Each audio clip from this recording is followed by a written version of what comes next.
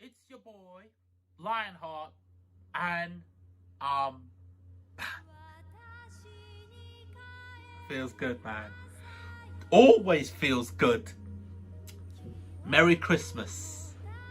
Boxing Day. I hope you guys are happy. I hope every single one of you is safe.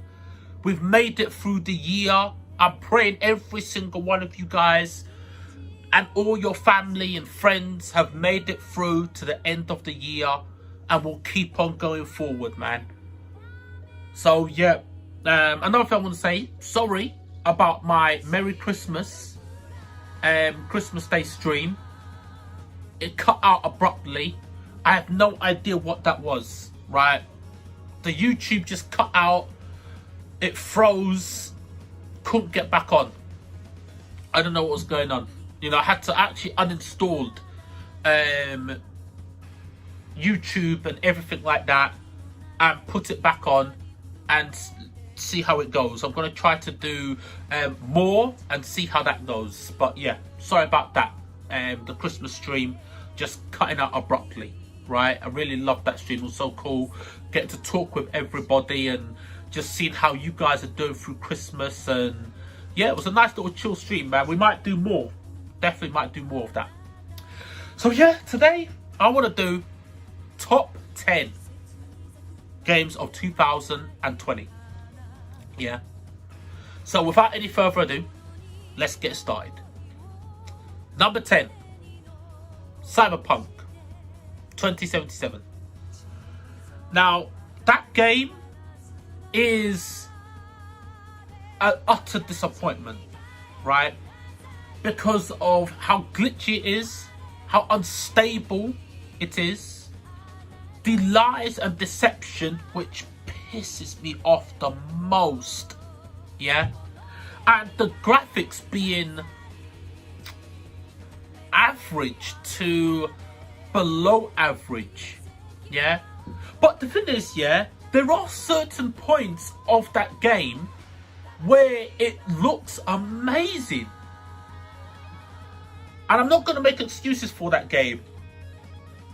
But there are times where you can actually see the absolute brilliance in that game.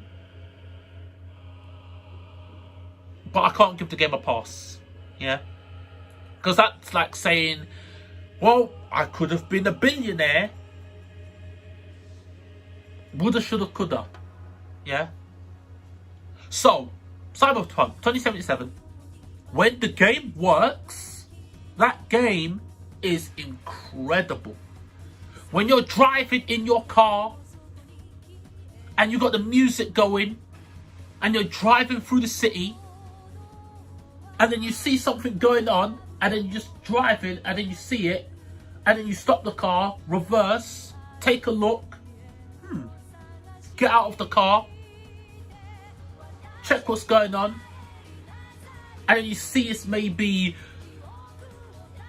Militech, right, have just ambushed a convoy from Arasaka, and they've just taken some experimental device off a convoy from Arasaka, and they're going to blame it on maybe the Maelstrom gang.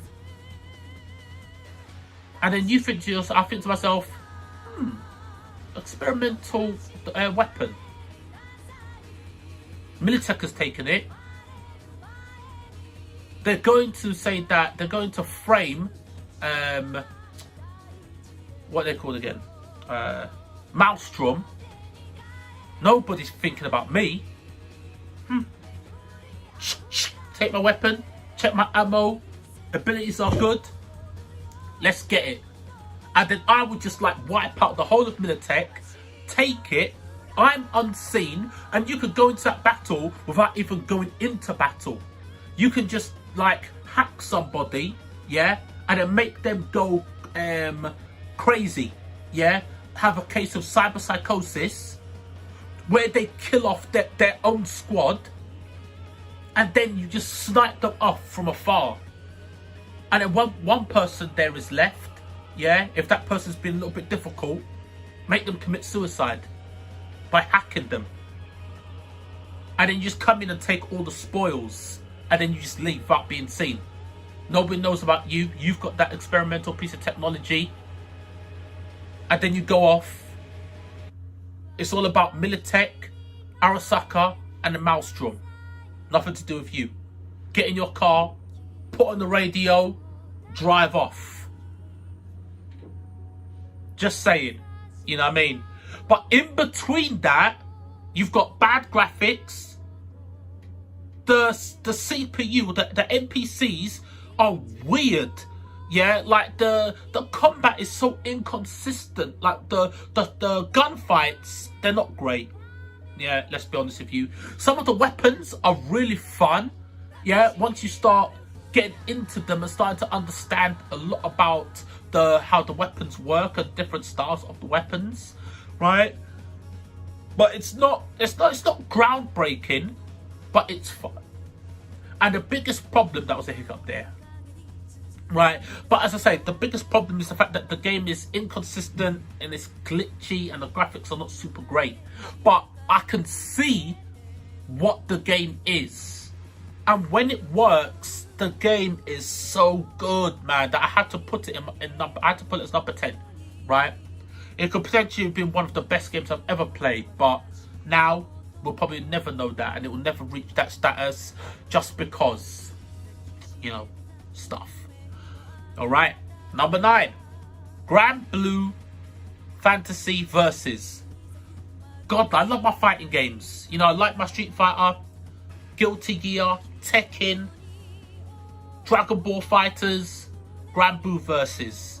I love the anime, man. The anime for that mobile game is godlike.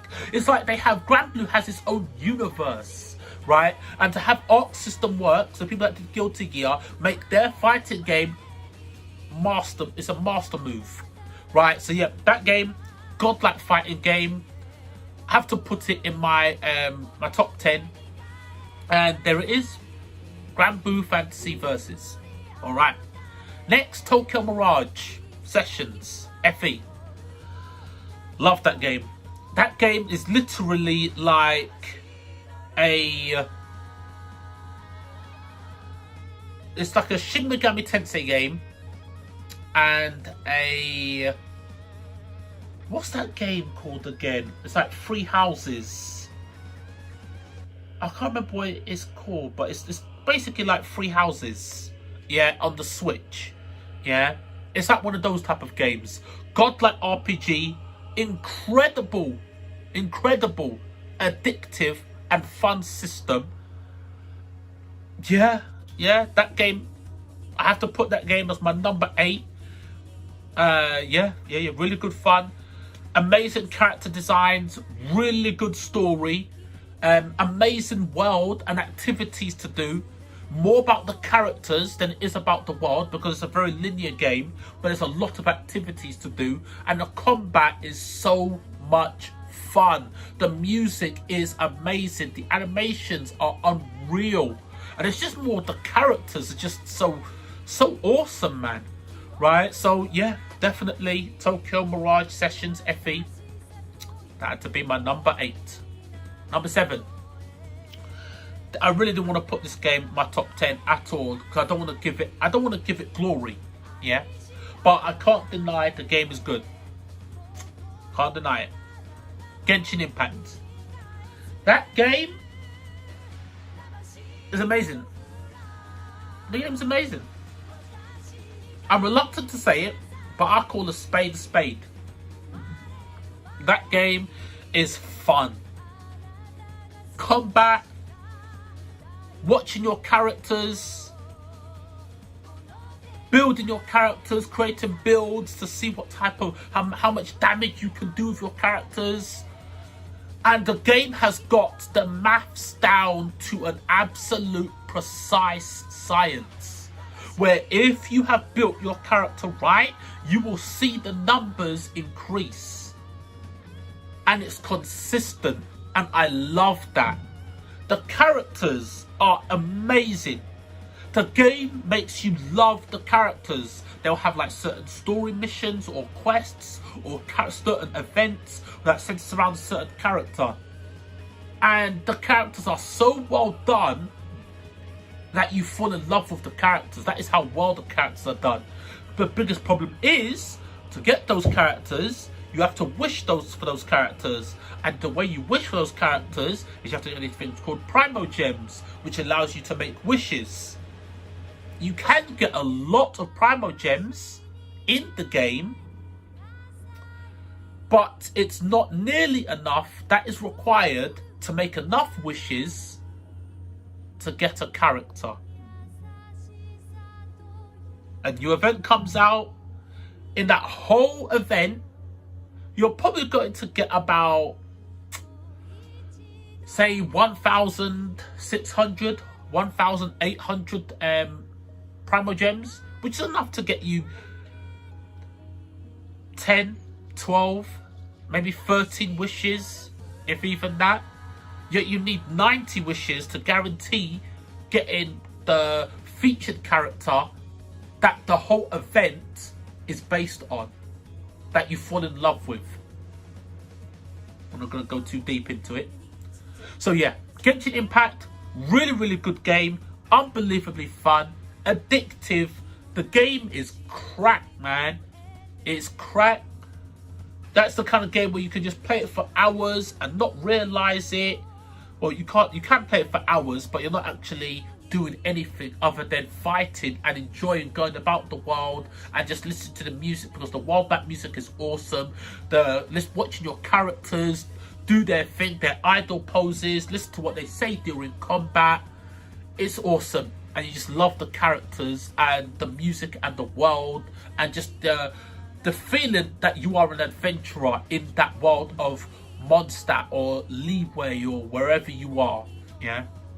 So yeah, Genshin Impact number 7. Number 6, Resident Evil 3. Now Resident Evil 3, that game, I actually really love that game. Jill Valentine is one of my most favourite characters, if not my most favourite character in the whole of the Resident Evil franchise. Although I'm not a massive fan of what they did to the aesthetics of Jill, it's still Jill, right? And I love her.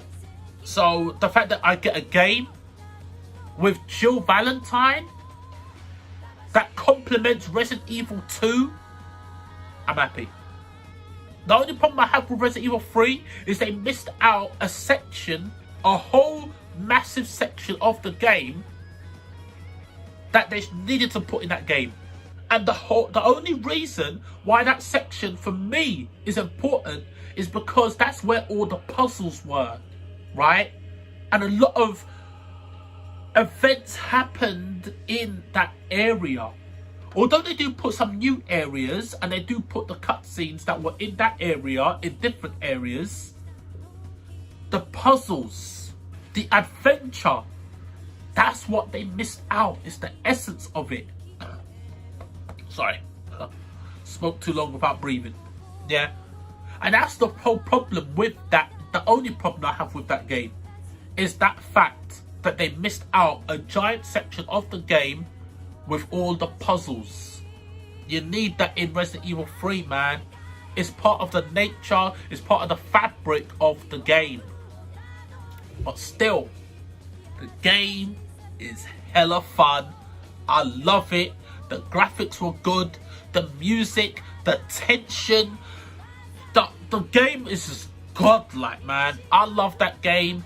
I'm so happy I can put that in my collection now with Resident Evil 2. I'm done. Resident Evil 3, my number 6 game of 2020. Alright. Number 5. Xenoblade Chronicles Definitive Edition.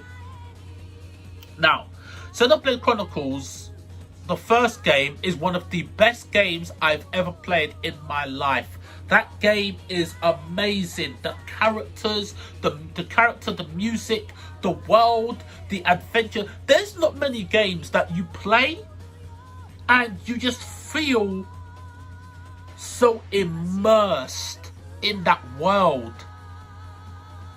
And that game and the story is just one of those rare games where it is like a complete experience, right?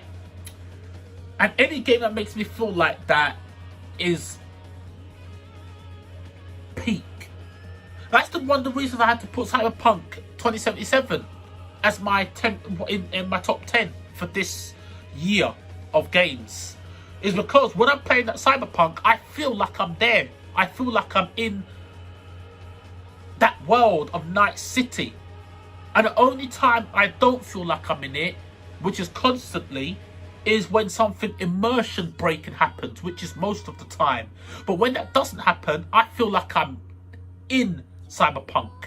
The same thing with Xenoblade Chronicles. That game and the characters and the combat, and just you feel like you're learning all the time. And they added more story. They added an ending after the ending. Bro, they took it too far, man. They really took it too far. Because in Xenoblade Chronicles 2, they evolved the game so much. And they brought the original best game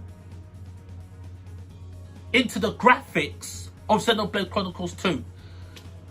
I mean, bro, I'm not going to pick between which one is better, but Xenoblade Chronicles Definitive Edition means everything to me. Is one of the best games ever. Alright. So, that was my number 5. Number 4. Persona 5 Royal.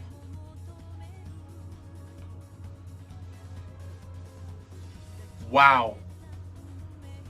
Wow, bro. They took it far.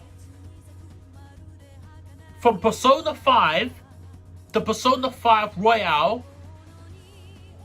the difference between those two games is like the space within the Grand Canyon. I am so happy I didn't watch a review, or I didn't watch any videos or anything to do with Persona 5 Royal. Because there were some revelations in that game that just absolutely blew my mind. And if I had known about them before, it would have ruined the experience for me. That game shocked me. Because I thought they're going to add a new semester or something towards the ending. They went further than that, man. I mean, they did add a semester, but it's so understated what they added to it.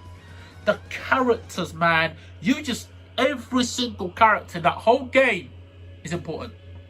Every single character you love. The activities of the way you build your relationships with the characters, your social links, everything means something in that game. Bro, Persona 5 Royal, man. That game, in another year, that could have been my number 1 game. And I really would like to put that game as my number 1 game of 2020. But I can't.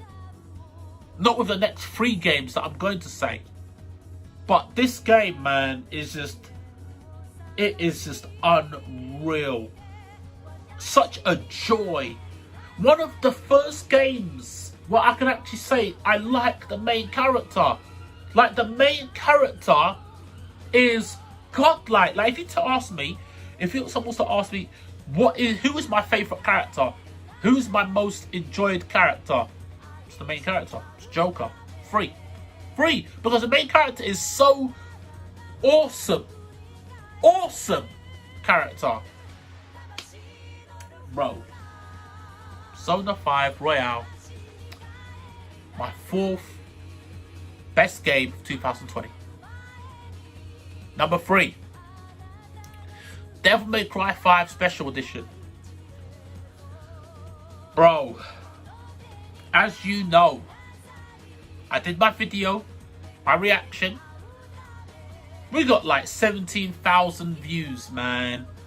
By the end of this year, it might be 18,000 views on that video.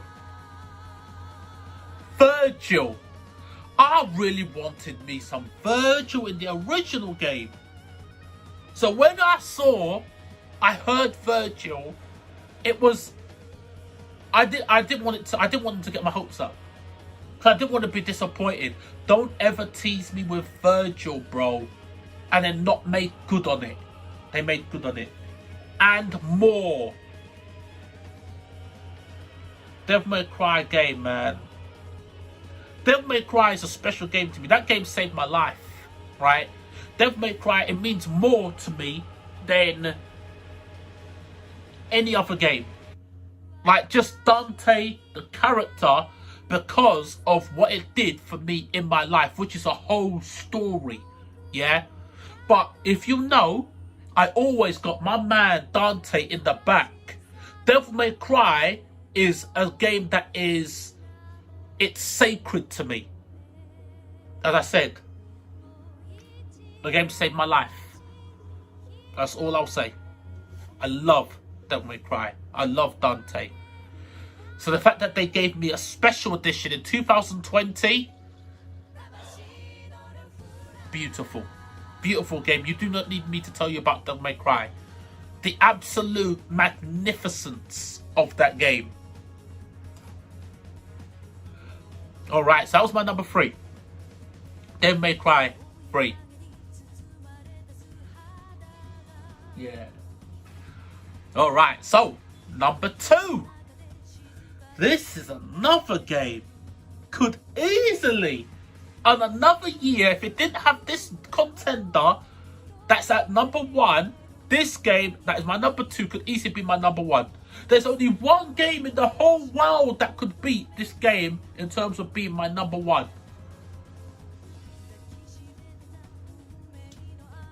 Just the only game that could have beat it. Number 2. Spider-Man. Miles Morales. That game, dude. That game. You know, there's times where they make a game that you can feel absolute love. And that is in Marvel Spider-Man's Miles Morales. They care so much about the game that they are making, bro. They cared so much, man, and you can feel it, bro. It's nothing but love. I've only felt this in 3 games. Yeah. Devil May Cry and Spider-Man Miles Morales.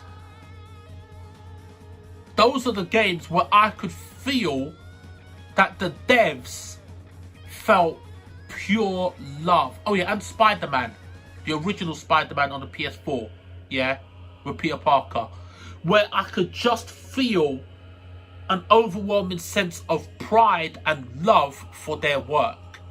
I felt that with this game, Marvel's Spider-Man Miles Morales.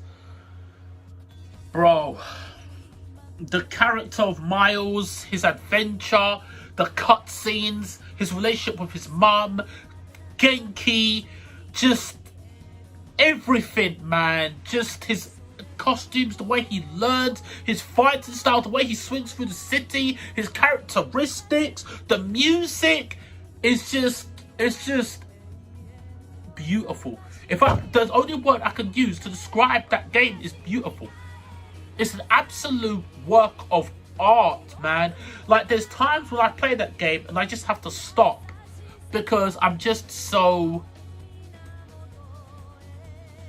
I'm overwhelmed with the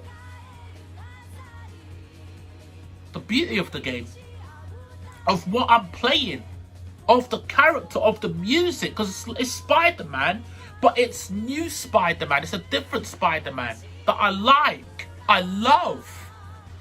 Man, it's crazy, man. Crazy. But yes, Spider-Man, Miles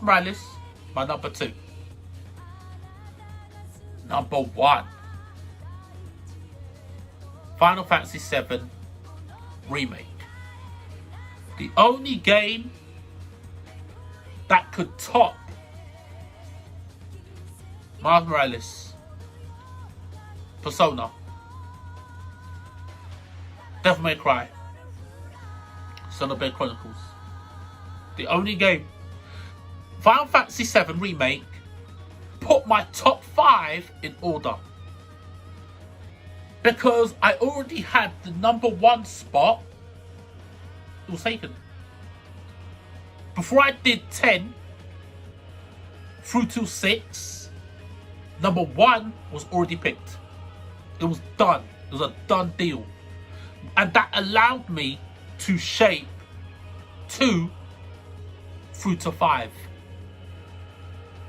Final Fantasy VII Remake. The absolute best game ever. Final Fantasy VII Remake is my life. I was raised on that game. I love that game. Those characters, Barrett, Tifa, Aerith, Cloud, Zack, Nanaki, Red 13. Bro, I didn't want to say it. I was just about to say it. I'll say it anyway. Vincent Valentine, Yuffie, Sid. Bro, don't do it. Don't do it, man. Don't do it. Don't give me those characters. Don't give me those characters in the next game. It's too much, man. It's too much. That game is perfection. It's perfection. I couldn't have asked for better.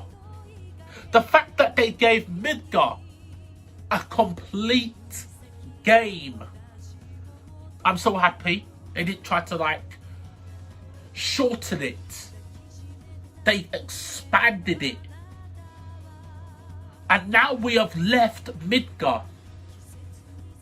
And they're going to change everything. It's just, I cannot even comprehend my own thoughts. So I have to stop thinking about it. What they could do is they could change the world with this. They're rewriting history with what they're doing right now.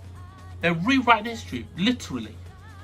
And they've done that in the game. What they did in the game was so smart, man. It's so awesome and cool.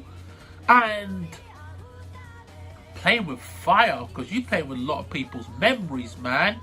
And a lot of people's passions and dreams and childhood memories, bro, in Final Fantasy VII. And they pulled it off masterfully. The music, the characters, the combat, the interaction, to watch Cloud talking to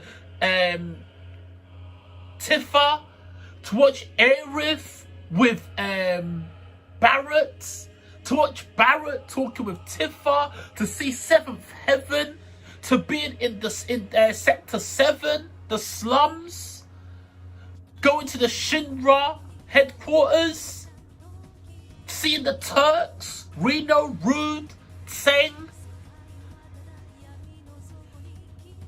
Bro, that game is just absolute wonder. Best game of 2020, best game of my life ever in gaming. Ever. So yeah, that was my top 20. And guys, I want to hear what you guys... Sorry, my top 10. Sorry. My top 10 best games of 2020. Yeah. I would like to know what you guys' top 10 video games of 2020 are. If you just write the list in the comment section, I'll read it, go through it, and I'll comment back. And we'll talk about it. And let me know what you think about my top 10. Alright, Warriors. Until my next video, take care, stay blessed. Thank you. Merry Christmas.